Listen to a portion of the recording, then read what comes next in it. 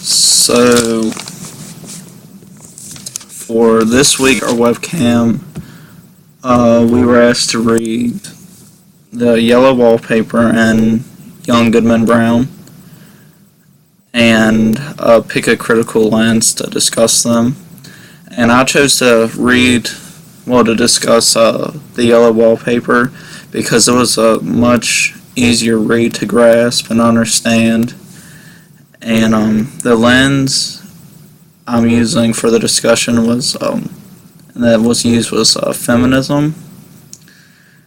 And Charlotte had a disorder, a sickness, some kind of problem with her. And her husband John, it made it pretty clear in the book, in the story, that he tried to do well by her and really help out. Like, he wasn't purposely trying to hinder her recovery or getting weller. He would dismiss anything she said that was wrong with her, about how she felt, how what was going on with her, because it wasn't throwing up or a fever sick. It was she had a lot of anxiety, it seemed and a lot of nervous tension in her. So it seemed like she had some kind of nervous disorder or something. And for example, one of the ways that he would dismiss everything she said, it didn't matter, was he said that she should use her will and good sense instead of being imaginative, due to her nervousness and so-called story making. That's what he would call her.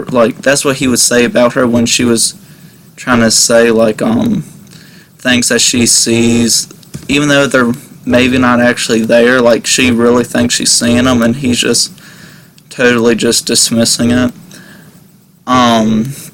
You can tell that this is from the story is based on a different time than we are in now, because it seemed like it was in the colonial era, it seems like. And Charlotte, she's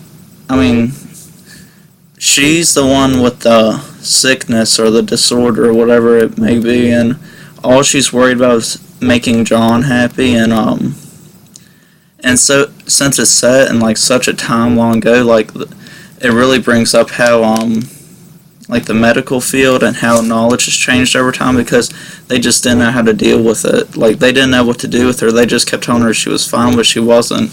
They locked her away and secluded her. She had she didn't really have any social activity really going for her at all, except her messing around with the yellow wallpaper and the woman living in it was what she thought. And I just felt